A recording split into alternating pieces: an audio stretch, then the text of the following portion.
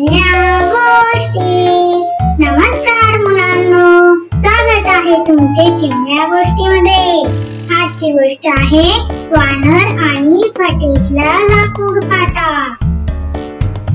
एकदा एक व्यापारी आपल्या बागेत मंदिर बांधत होता। त्यासाठी त्याने अनेक सुतार आणि मिस्त्री कामावर ठेवले होते।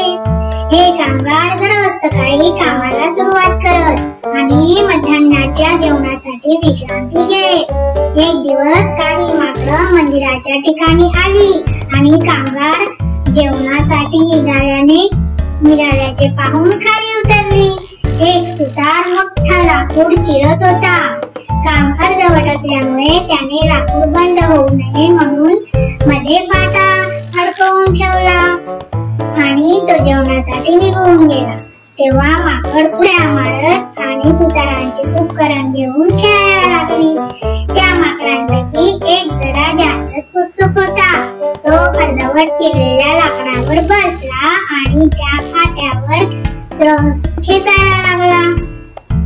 अचानक फाटा बाहेर निघाला आणि लाकूड बंद झालं। त्यामुळे ते माकड अडकून गंभीर जखमी झालं।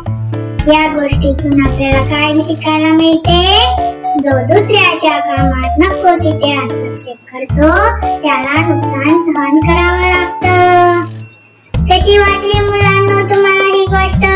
आवडली असल्यास लाईक, शेअर, सबस्क्राईब करायला विसरू नका। धन्यवाद।